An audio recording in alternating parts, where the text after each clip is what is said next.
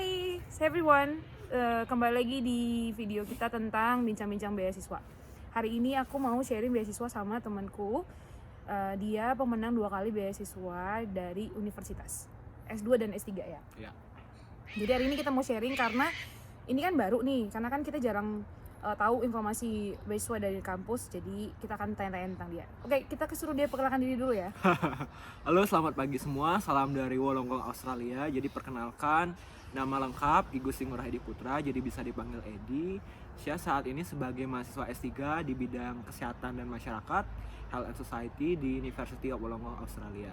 Jadi sebelumnya saya menyelesaikan pendidikan di Mahidol University Thailand dan kemudian saat ini sudah ambil S3. Jadi ya 2 kali beasiswa ya. 2 kali pokoknya. beasiswa ya. Jadi dia belum Beruntungnya S1 2 ya. kali beasiswa. Oke. Ya. Jadi ini kan karena beasiswa universitas nih, pertanyaan pertamanya informasinya dapat dari mana? Untuk beasiswa dari yang pertama itu untuk apply kemarin untuk beasiswa S2 di Mahidol University, saya dapat informasinya dari Facebook waktu itu kan, sosial media Facebook, karena memang informasinya banyak disebar di sana. Oke. Jadi setelah informasinya disebar di sana, saya coba buka linknya, isi online form dan kemudian ikut active recruitment. Jadi Mahidol University datang ke 2 tempat waktu itu, di Bali dan di Jakarta. Jadi saya ikut yang di Bali waktu itu kan. Jadi setelah tapi sayangnya waktu yang di Bali representatif dari program studi yang mau saya ambil itu tidak datang. Oke. Jadi saya cuma taruh dokumen di sana dan dokumen kemudian dialihkan ke representatif dari program studi. Jadi saya waktu itu tunggu proses wawancara, tunggu email, dan setelah itu ikut proses wawancara. Kemudian untuk beasiswa S3 saya dapat informasi dari iklan di ResearchGate. Jadi ResearchGate itu seperti platform untuk para peneliti di mana mereka bisa publish. Jadi beruntungnya waktu saya buka ResearchGate itu ada iklan di sebelah kanan dari webnya itu posisi S3 di University of Wollongong. Jadi kemudian saya coba buka linknya, isi online form, dan setelah itu dihubungi dengan supervisor yang sekarang. Sempat ikut proses wawancara 2 kali gitu, ya. Oke. Jadi wawancara aja gitu prosesnya ya? Ya, wawancara aja. Tapi memang sebelum itu ada submit dokumen sih. Oke. Nah, sampai dokumen. Dokumen apa aja sih yang penting untuk S2 dan S3? Ya, jadi seingat saya waktu dokumen yang saya submit itu sebenarnya hampir mirip antara S2 dan S3. Ada CV yang paling penting, jadi meringkas tentang saya, educational background, kemudian juga ada pengalaman penelitian, kemudian ada juga pengalaman organisasi, sempat ikut aktif di mana saja. Dan yang membedakan adalah ketika saya apply S3 itu di CV sudah ada berapa publikasi yang memang saya sudah buat sebelum apply S3. Jadi selama proses S2 atau setelah selesai S2 saya sempat punya publikasi, dan itu saya cantumkan ketika apply beasiswa S3. Dan kemudian dokumen yang penting lainnya adalah surat rekomendasi. Surat rekomendasi dari orang yang kenal kita, bisa jadi dosen ataupun orang-orang di tempat kerja yang memang bisa memberikan kita rekomendasi kenapa kita layak untuk dapat beasiswa ini. Kemudian juga yang penting adalah persyaratan bahasa Inggris. Jadi kemarin waktu apply beasiswa S2, syarat yang diminta untuk bahasa Inggris nggak terlalu tinggi di Mahidol University Thailand. Saya waktu itu masih bisa pakai TOEFL ITP, tetapi ketika nyampe di University of Wollongong, maksudnya di Mahidol University-nya, itu memang harus ikut tes secara internal untuk bahasa Inggris. Tapi IELTS juga bisa waktu itu, tapi saya memang tidak pakai IELTS. Ya, IELTS kalau nggak salah skor minimal tuh 5,5 atau 6 kalau nggak salah di Mahidol University. Kemudian untuk di University of Wollongong waktu itu apply pakai IELTS yang 6,5, jadi 6,5 dan tidak ada band yang di bawah 6. Ya, itu kemarin. Itu sih yang dokumen-dokumen penting yang ketika apply beasiswa S2 maupun beasiswa S3. Jadi pasti ada persiapannya dong ya.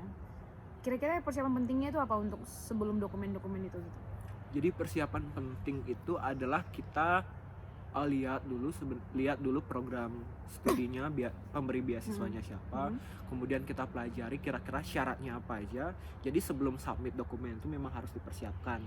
Ya dipersiapkan. Kemudian kita tahu juga setelah submit dokumen ada proses wawancara juga.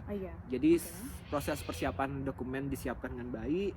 Ketika memang sudah lulus berkas, proses wawancara juga disiapkan dengan baik.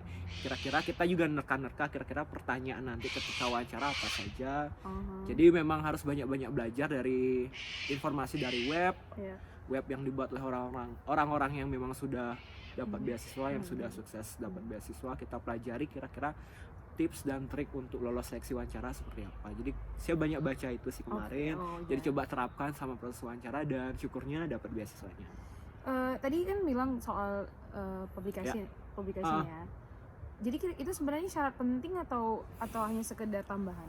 Sebenarnya untuk beasiswa S2, untuk ketika kita apply beasiswa S2 untuk syarat publikasi mungkin tidak terlalu diminta. Tetapi untuk ketika kita apply beasiswa S3, karena sama proses S3 kita memang diharapkan sebagai peneliti mandiri. Jadi ketika punya riwayat publikasi, riwayat penelitian itu memang sebagai nilai tambah ketika kita ikut seleksi beasiswa S3. Jadi sangat penting, kalau menurut saya memang sangat penting untuk punya pengalaman research, pengalaman publikasi sebelum kamu apply beasiswa S3. Jadi at least kamu bisa menunjukkan, mendemonstrasikan bahwa oke, saya sudah punya pengalaman research, jadi saya siap untuk ambil S3. Itu jadi poin positif, poin plus buat kamu ketika apply beasiswa S3 ya. Tapi kan kalau misalnya nih yang ini kan prosesnya cuma wawancara.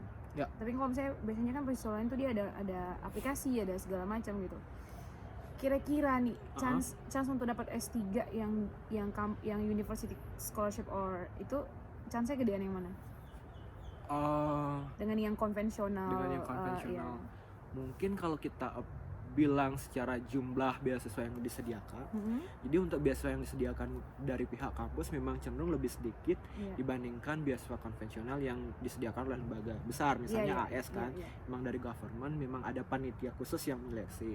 Itu kuotanya memang lebih besar dibandingkan beasiswa yang disediakan kampus yang cenderung kuotanya lebih kecil. Kemudian untuk kuota beasiswa yang disediakan kampus biasanya itu prosesnya itu adalah ketika memang ada salah satu seorang dosen atau peneliti di sana. Kalau kasus di saya ya, jadi dosen saya, supervisor sekarang itu punya project, kemudian dia berusaha untuk merekrut mahasiswa S3 yang akan mengerjakan project tersebut. Jadi mungkin jumlahnya memang lebih sedikit atau sangat sedikit dibandingkan beasiswa konvensional. Juga kadang kapasitas dari kampus untuk menyediakan beasiswa juga terbatas. Jadi memang jumlah kuota untuk beasiswa yang disediakan kampus memang akan sangat sedikit dibandingkan beasiswa konvensional yang ada saat ini. Tapi sebenarnya kan kalau kita bandingkan saingan ya, kalau kita ngomong saingan itu kayaknya pasti lebih sedikit yang kampus karena informasinya kan limited gitu. Memang limited numbers untuk kapasitasnya, tapi tetap limited juga informasi. Jadi kadang kita miss kan, biasanya orang nggak tahu gitu. Kira-kira untuk bisa dapat informasi yang cepat atau yang bisa akses lah itu di mana sih? Sebenarnya bisa langsung ke website kampus. Di sana biasanya ada beberapa kampus memang menyediakan beasiswa yang dari kampus. Jadi kadang beasiswa tersebut juga langsung terikat dengan proyek. Jadi ketika kamu mau ikut partisipasi mengerjakan proyek ini, ada beasiswa yang disediakan. Kemudian opsi lain adalah kamu bisa coba email ke salah satu dosen atau peneliti di sana menanyakan proyek yang ada. Maksudnya yang peneliti yang memang sama bidangnya dengan kamu. Coba email ketertarikan kamu mungkin ikut di salah satu proyeknya, kira-kira apakah ada opsi beasiswa ketika kita mau ikut dalam proyek mereka. Jadi bisa coba cek di universitas ataupun coba email mereka langsung. Jadi ini kan sebenarnya posisi sendirian banget nih kan, karena kan nggak konvensional kayak beasiswa lain kan, yang kita bisa ketemu kandidat yang lain gitu. Pasti ada challenge-nya dong. Kira-kira challenge-nya apa aja? Challenge-nya mulai dari coba cari informasi sendiri. Karena pertimbangan saya kemarin ketika apply beasiswa lewat kampus, prosesnya agak cepat dibandingkan apply beasiswa secara konvensional. Berangkatnya pun kayaknya lebih cepat kan. Jadi saya sebenarnya coba apply coba baca informasi di beberapa website universitas di Australia karena saya memang pingin ngambil S3 di Australia. Sempat cek di beberapa website universitas, juga sempat email beberapa dosen atau peneliti di universitas tersebut, dan memang responnya tidak banyak. Ada yang sempat bales, minta CV saya, dan kemudian tidak ada balasan lagi. Ya memang butuh perjuangan itu, jadi jangan menyerah. Dan untungnya ada iklan beasiswa S3 nih di University of Wollongong. Saya isi form waktu itu, dan dibilang ketika nanti supervisor kalau tertarik dengan kamu, dengan CV kamu, akan di email dalam waktu 2 minggu. Nah waktu itu sampai sebulan pun saya belum di email, udah ragu nih, kayaknya nggak dapet nih karena nggak ada email selama 2 minggu kan. Dan akhirnya setelah sebulan nunggu, akhirnya baru ada email, diminta wawancara online waktu itu. Wawancara online yang pertama ditanya terkait dengan background research, pengalaman research, kemudian kenapa ngambil S3 juga sempat ditanya waktu wawancara pertama. Dan kira-kira kesiapan ngambil S3 secara akademik, kamu sempat belajar apa aja, metode statistik apa aja, dan juga sempat ditanya salah satu metode statistik yang pernah saya pelajari waktu S2. Nah setelah wawancara pertama, itu ada wawancara kedua lagi. Jadi di wawancara kedua itu lebih ditanya terkait dengan persiapan secara emosional, persiapan secara psikologis, kira-kira orang ini siap nggak ngambil S3, karena S3 kan banyak tantangan di luar akademik kan ya. Jadi ditanya hal-hal terkait tersebut. Jadi ya syukurnya setelah melewati wawancara kedua, supervisor bilang, kamu dapat beasiswa ini ketika kamu memang sudah secara resmi diterima di University of Wollongong. Jadi memang setelah selesai wawancara, chance untuk dapat beasiswa itu ada. Setelah itu saya apply langsung ke universitas, dan memang ketika sudah diterima universitas, langsung juga ngikut beasiswanya juga keterima. So otomatis ya berarti ya? Iya otomatis. Jadi memang peran supervisor di sana besar waktu itu untuk dapat beasiswa. Tapi kan memang semuanya sendiri ya? Iya, memang prosesnya itu sendiri. Biayanya selama proses itu dibayar sendiri atau dibayari sama beasiswa? Sampai datang ke Australia? Jadi selama proses seleksi itu memang biayanya biaya sendiri. Jadi karena memang tidak ada transportasi atau kemana waktu itu kan. Kemudian untuk persiapan terkait bahasa Inggris juga saya siapkan sebelum apply beasiswa S3. Jadi ya disiapkan sendiri. Tetapi untuk kemudian ketika moving ke Australia, memang untuk asuransinya saya harus bayar sendiri juga. Asuransi, tiket pesawat itu memang ya saya bayar sendiri. Tapi nggak ada refund gitu? Nggak ada refund. Ya jadi memang beasiswa yang saya dapat waktu itu cuma living allowance sama tuition fee. Ya. Dia ini masih muda banget sih sebenarnya, turning 26 ya. Kira-kira jadi motivasinya apa sih bisa sampai di S3 gitu? Sebenarnya balik lagi dengan cita-cita sih. Jadi saya punya cita-cita jadi sebenarnya cita-cita pertama jadi guru, nggak kesampaian. Akhirnya ngambil S1 yang public health. Cita-cita tetap ngajar aja di dosen kan. Akhirnya setelah tamat S1 sempat kerja berapa bulan, hampir setahun kalau nggak salah, ambil S2. Setelah tamat S2 balik ke Bali, sempat kerja di bidang penelitian research kalau nggak salah selama 9 bulan. Dan kemudian saya lihat kalau misalnya peluang jadi dosen S2 kayaknya S2 udah banyak kan. Ya udah sekalian aja ngambil S3, siapa tahu nanti bukaan dosen itu memang diminta yang S3. Karena memang sudah terlalu banyak yang S2. Jadi saya putuskan waktu itu udah di usia segini coba aja dah ngambil S3 langsung. Ya seperti itu. Jadi kalau tapi kan sebenarnya kan beasiswa kan umumnya minta pengalaman kerja ya? Itu jadi kesulitan nggak sih?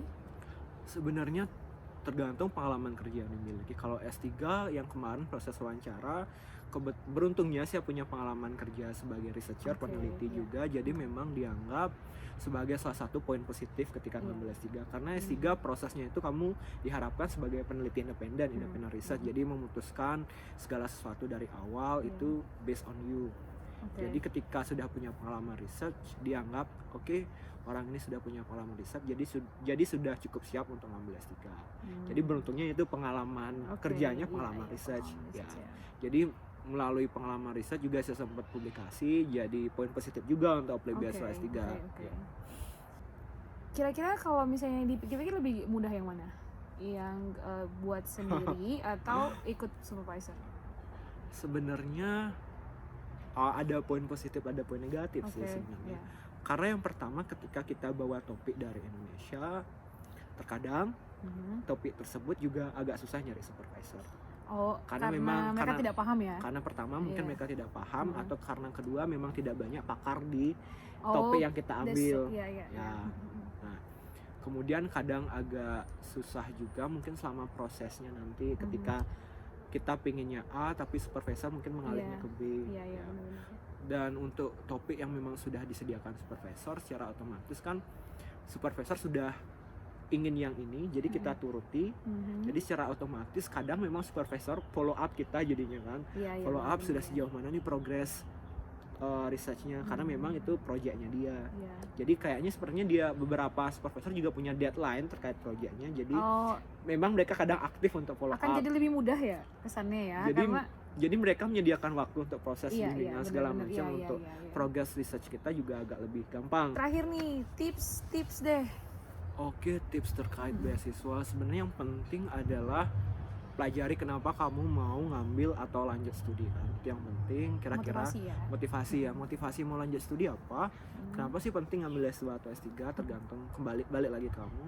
Setelah kamu dapetin motivasi kenapa mau lanjut, sekarang pelajari kira-kira kamu mau apply beasiswa apa. Beasiswa yang konvensional yang memang sudah ada badan organisasi panitia seleksi yang memang sudah dikenal dengan cukup baik, misalnya AS, atau beasiswa yang memang disediakan dari kampus. Pelajari siapa pemberi beasiswa, pelajari dokumen yang memang diminta, siapkan jauh-jauh hari, karena ketika nanti, maksudnya ketika kita submit dokumen memang benar-benar sudah siap. Ya, submit dokumen sebelum deadline, itu yang penting kan. Nah, kemudian juga penting untuk kita kalau bisa, saya memang menyarankan untuk punya teman diskusi, terutama memang sudah teman diskusi orang-orang yang memang sudah sukses dapat beasiswa di beasiswa yang ingin kamu apply kan. Karena itu sangat penting, karena pengalaman mereka juga sangat penting bagi kita untuk dapat beasiswa itu. Belajar kita, jadi memang agar kita bisa belajar juga dari pengalaman mereka, tips dan triknya pasti mereka banyak tahu. Kemudian setelah melewati proses submit dokumen, kalau misalnya lulus, persiapkan diri untuk melalui proses wawancara, karena di banyak beasiswa memang ada yang tidak lulus karena proses wawancara. Banyak kan. Karena proses wawancara kamu akan dinilai benar nggak sih dokumen yang kamu submit terkait dengan diri kamu, apakah sama dengan apa yang akan kamu ucapkan nanti sama proses wawancara. Di sana sangat dinilai konsistensi kita kan. Jadi pelajari proses wawancara, tips dan triknya, tanya kepada teman-teman yang memang sudah lulus, dan kemudian dan setelah kamu belajar melalui proses itu semua, dan terakhir adalah doa. Doa itu yang penting juga. Dan yang penting adalah ketika kamu tidak lulus satu wawancara atau satu proses seleksi beasiswa, coba lagi beasiswa yang disediakan oleh organisasi lain, tempat lain, negara lain, dan intinya jangan menyerah. Don't give up easily. Motto hidup saya hard work is the key success for a dreamer to be a winner. Jadi untuk menggapai segala sesuatunya memang dibutuhkan usaha keras dan pantang menyerah. Oke, kita udah cover semuanya, jadi semoga informasinya berguna ya. Thanks ya, Adi.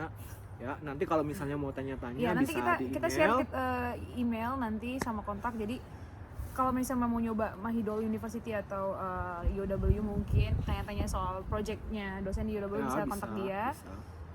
Intinya sebenarnya adalah harus siap ya. Persiapan itu adalah hal yang paling penting untuk beasiswa. Semua beasiswa, all kind of scholarship, persiapan English, motivasi, dan yang sebenarnya yang paling penting itu punya vision sih.